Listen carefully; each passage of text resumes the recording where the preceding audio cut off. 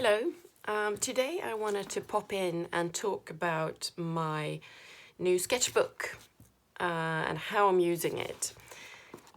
I say new, it's not really new and it's not really a sketchbook.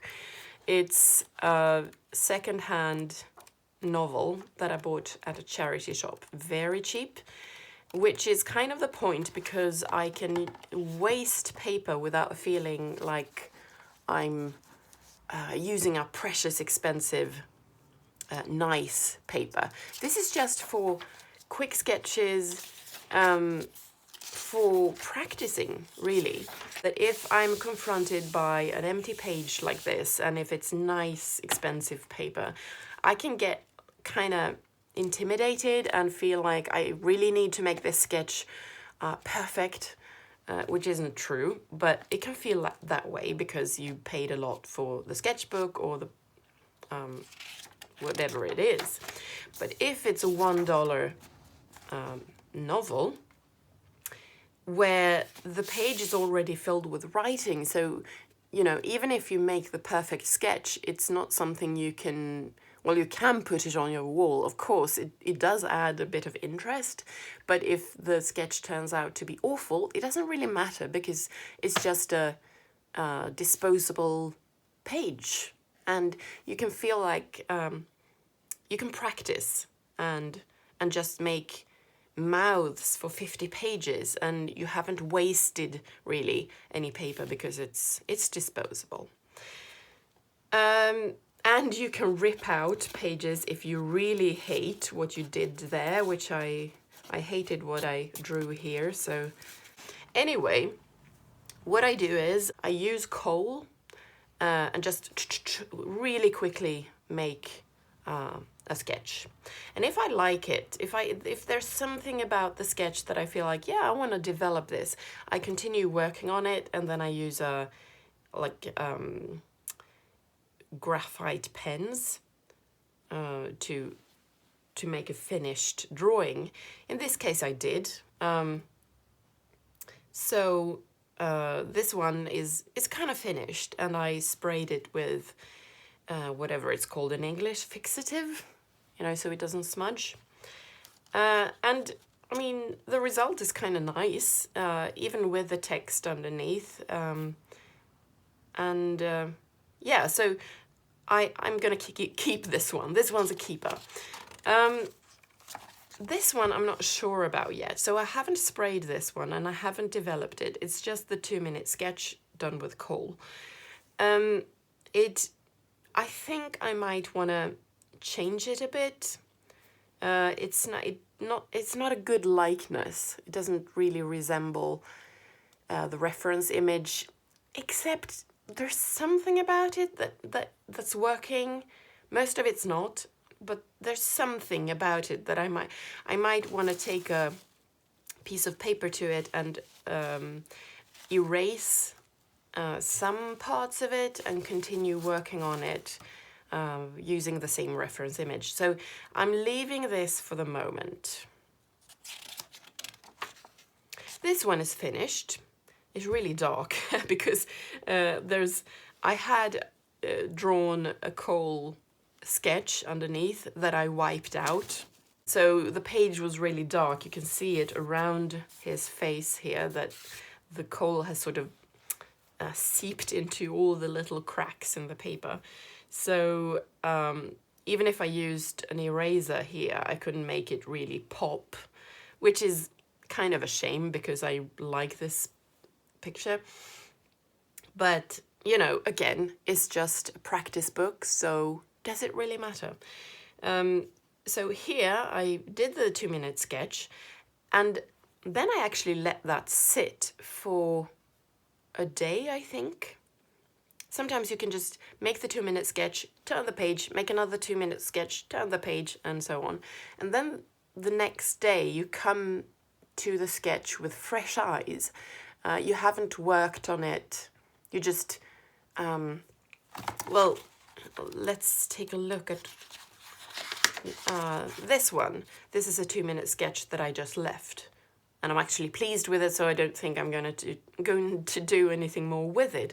But sometimes you can do this 2-minute sketch and then leave it for one day or a couple of days and then come back to it and continue.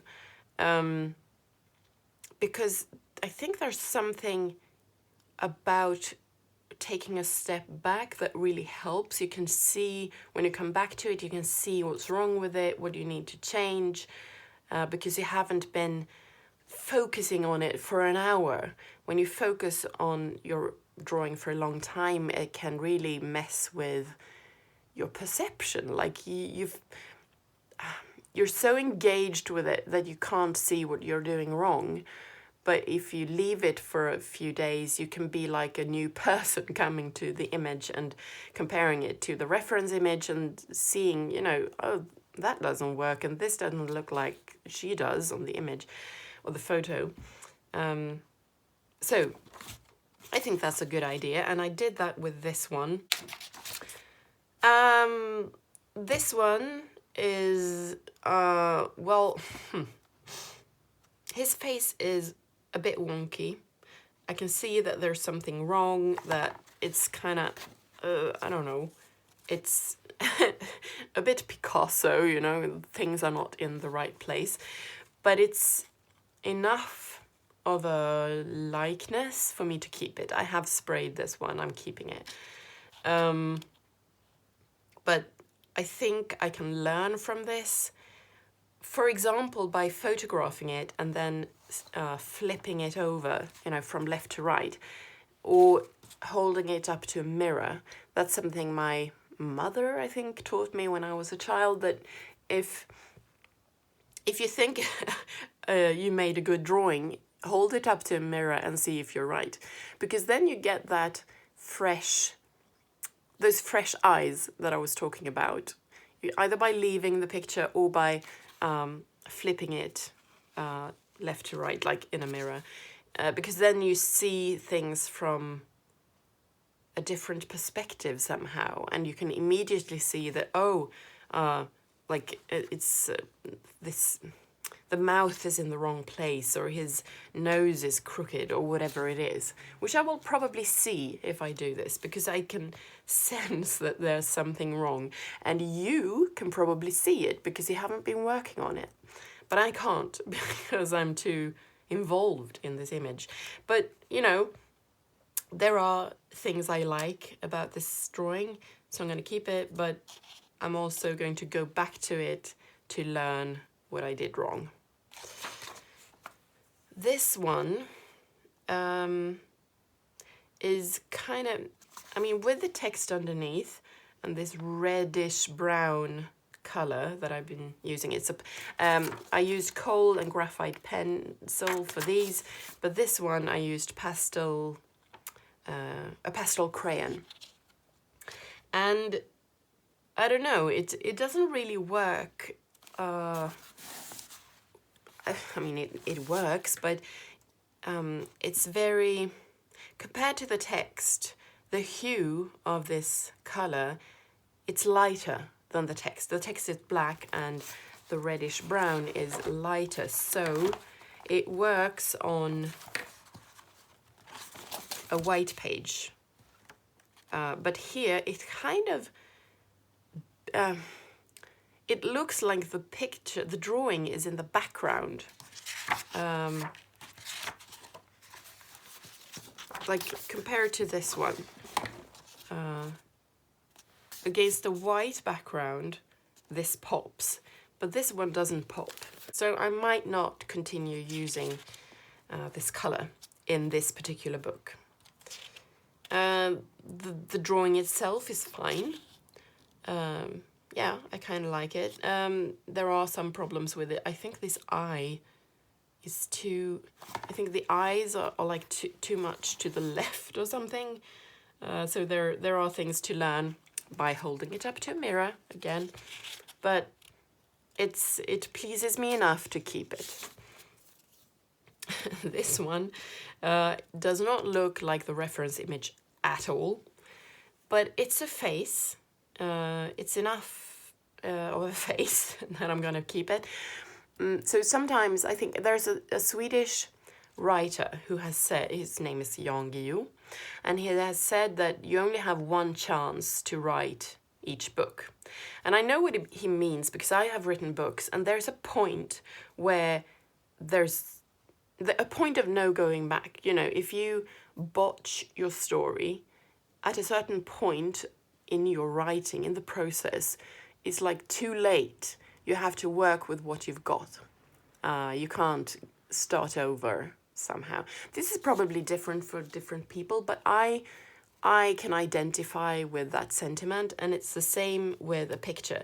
Like, you make your sketch, you work on it, you try to make it look like the original image, but there's a certain point where you sort of need to give up, which I did with this one. It doesn't look like the person it's supposed to be at all, but you can still, you can sort of lay the reference image to the side and just continue to try to make a face that says something.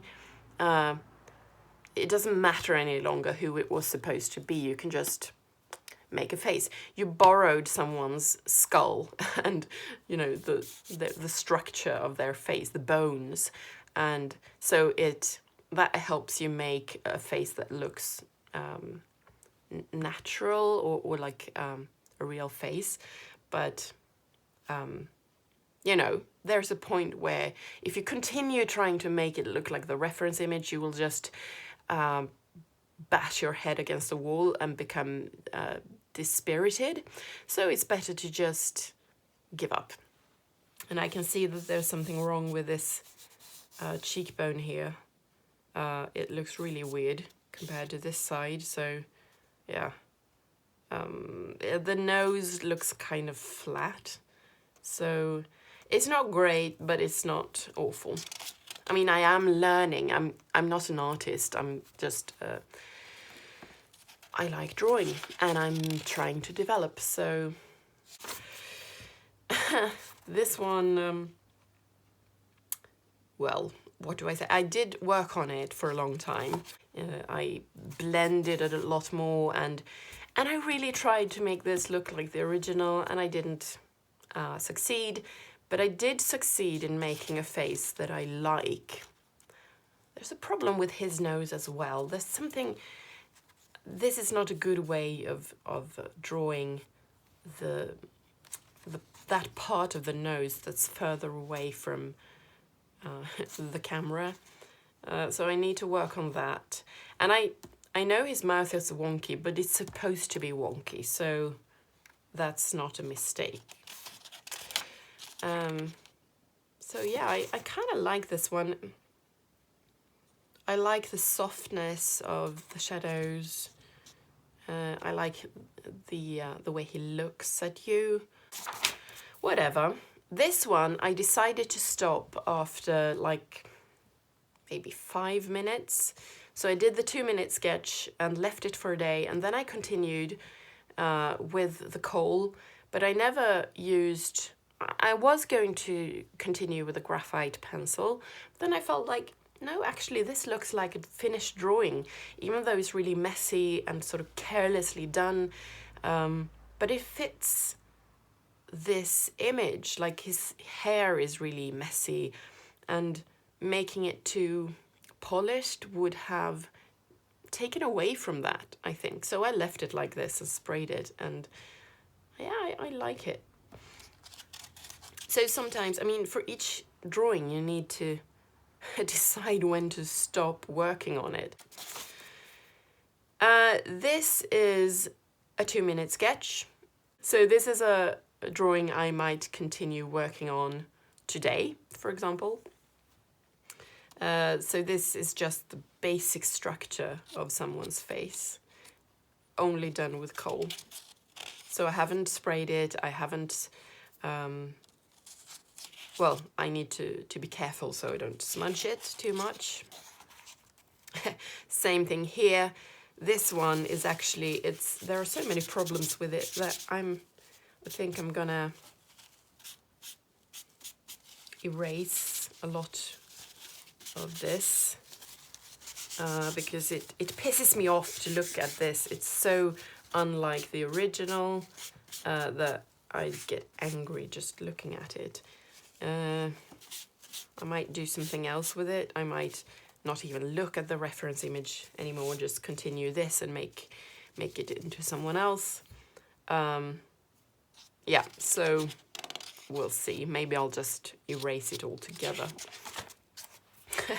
This one, yeah, I haven't sprayed it. It's not finished. It's a 2-minute sketch and there are problems with it. It's a difficult angle, so I might continue working on it. I think I am going to continue, but chances are I won't succeed and I will get pissed off at this one as well, and I'll probably rip it out of the book, which I can because I only draw on this side of each spread, so that if I do want to rip something out, I can. This one I was going to continue working on, and then I thought, like, the same as this one, even though it's really carelessly done and it's just the sketch, I felt like it's actually sort of done.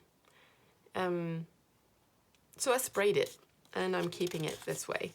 There are, I mean, since it's the first sketch, there are problems with it, like, I mean, the light is coming from here, but the nose is in darkness, so that's weird. I could have erased the shadows here before spraying it, but I didn't really look. So we'll just pretend that he has an umbrella or something that's shadowing his nose.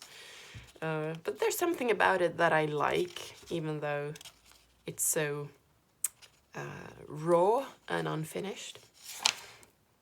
This I hate. I'm actually, this I am going to rip out because, ugh. Especially since the reference image was someone I really like.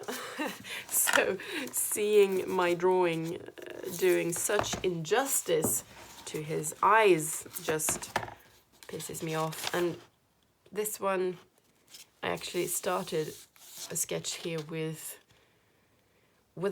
an ordinary pencil, which means that I won't be able to really erase this, and it's too high up on the page. So yeah, I'm gonna rip this out as well because I just don't want to see it. Then I have skipped a few pages.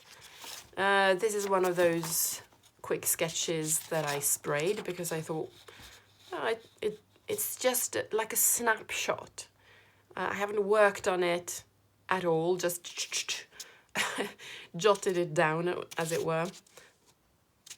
I drew on the wrong side here. Well, never mind. So I just wanted to keep that as an example of how you can actually see that it's a face, even though you've made a really careless sketch. Here are things I've erased just with paper because I used coal, so it's really easy to erase it. This one I sprayed because there's something about this one that I like, even though it's really unfinished. Same with this one. And I have another example of that. This one, which, I mean, it's really like jaggedly done. I haven't blended this at all. You can see it's almost aggressive how I've drawn this, but I kind of like it. It's there are problems with it. The nose is too small, this eye area is too big, the ear is too close to the face, I think. But there's something about this that speaks to me, that says something that I want to keep as it is, the rawness of it. So sometimes, you know, you can make that decision. That one I don't really like. I'm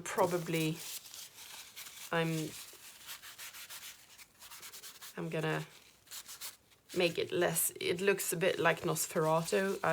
That's not what I was going for, so I might still use the basic structure of this face, but maybe, I don't know, make it less ugly, I guess. Mission, make less ugly. That one I'm probably going to erase altogether. It's a full figure that I don't like.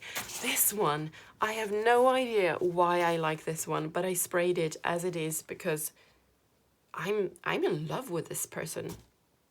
And the nose is really wonky, and I don't know what this is. I don't even remember who this is supposed to be, but when I saw this like really unfinished sketch, I just felt like I want to keep him.